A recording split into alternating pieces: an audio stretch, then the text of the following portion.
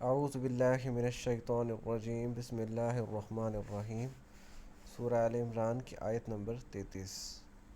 اچھا، سورہ بقرہ میں زیادہ تر یہودیوں سے ذکر ہے۔ میں نے سورہ آل عمران کی تفسیر اس میں انٹروڈکشن میں بتایا تھا، تعارف میں، کہ سورہ بقرہ جو ہے وہ زیادہ تر یہودیوں بنی اسرائیل کا ان میں ذکر تھا کہ انہوں نے کیا کیا غلطیاں کی، ان کے اوپر کیا اللہ تعالیٰ کے احسانات تھے۔ تو سورہ آل عمران میں زیادہ تر عیسائیوں کا ذکر ہے، نصارہ کا، جنہوں نے حضرت عیسیٰ کو اللہ کا بیٹا اور خدا بنا لیا تھا۔ تو اس میں ان کے دلائل دیے جائیں گے حضرت عیسیٰ کے، کہ حضرت عیسیٰ خدا نہیں ہے، حضرت عیسیٰ محض ایک نبی ہیں اللہ کے۔ تو اس وجہ سے اب یہ جو تھا نا سارا، ابھی تک ہم نے آیت نمبر 32 تک جو مضمون پڑھا ہے وہ سارا تمہیدی مضمون تھا۔ جیسے سورہ بقرہ میں بھی 8ویں 9ویں رکوع میں جا کے بنی اسرائیل کا ذکر شروع ہوا تھا، یا چوتھے 5ویں میں، یعنی پہلے کچھ رکوع جو تھے وہ تمہید کے تھے، ان میں ایک جنرل آیات بیان کی گئی تھی۔ تو اس میں بھی جنرل آیات بیان کی گئی 32 میں، کہ بھی یہ کچھ یہودیوں کا ذکر کیا، اور پھر کچھ بتایا کہ اللہ تعالیٰ نے اپنی قدرت کے دلائل دیے کہ بھی اللہ رات کو دن میں داخل کرتا ہے، دن کو رات میں، جس کو چاہتا ہے عزت دیتا ہے، جس کو چاہتا ہے ذلت دیتا ہے، ذلیل کرتا ہے، اور اللہ کے نزدیک دین صرف اسلام ہے۔ تو جو بھی تم مطلب اگر یہ دین کی پیروی کرنا چاہتے ہیں تو بھی کہہ دو ہاں بھی کر لو پیروی۔ ان سے پوچھو کہ بھی میں تو اپنے دین کی پیروی کرتا ہوں، میں تو اپنے دین کے لیے جھکتا ہوں، تو کیا بھی تم آتے ہو ہمارے ساتھ یا نہیں؟ اگر آتے ہیں تو ٹھیک ہے، اگر نہیں تو آپ کی ذمہ صرف پیغام پہنچانے کا تھا۔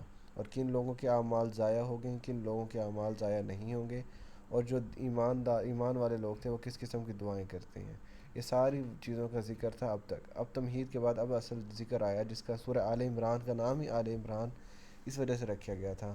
عمران جو ہے وہ حضرت مریم کے والد صاحب کا نام تھا، عمران۔ تو ان کی اولاد حضرت مریم بیٹی، اور ان کا بیٹا حضرت عیسیٰ۔ تو اس وجہ سے اس صورت کا نام آل عمران رکھا گیا، کیونکہ اصل میں ہوا یوں تھا کہ عیسائیوں کا نا ایک وفد آیا تھا نجران سے، تو انہوں نے سنا تھا کہ بھی کوئی پیغام دیا جا رہا ہے دعوت کا، تو اس وجہ سے وہ آئے تھے آپ صلی اللہ علیہ وسلم کے پاس اپنے کچھ سوالات لے کے۔ تو اللہ تعالیٰ نے ان سوالوں کا جواب ان میں دیا، یہ جو آگے آیات اب شروع ہو رہی ہیں۔ تو اب نا مطلب واقعہ بالکل شروع سے شروع ہو رہا ہے۔ حضرت مریم حضرت عیسیٰ کے بعد تھی نا، تو حضرت عیسیٰ کے والدہ حضرت مریم اور ان کے والد حضرت عمران، وہاں سے شروع ہو رہی ہے بات، وہاں سے اللہ تعالیٰ آغاز کر رہے ہیں کہ ان اللہ، بے شک اللہ تعالیٰ، اصطفیٰ، چن لیا ہے، اللہ نے چن لیا ہے، آدم کو، ونوحً اور نوح کو، وآل ابراہیم اور آل ابراہیم کو، وآل عمران اور آل عمران کو، علی العالمین، تمام جہانوں پر۔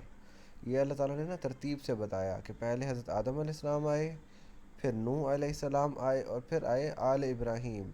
جب آل کا ذکر کیا جاتا ہے نا تو اس آل میں وہ خود بھی شامل ہوتا ہے، جیسے آل ابراہیم کا مطلب ابراہیم اور ان کی اولاد، اور پھر اس کے بعد خاص طور پہ ذکر کیا وہ آل عمران اور آل عمران کا۔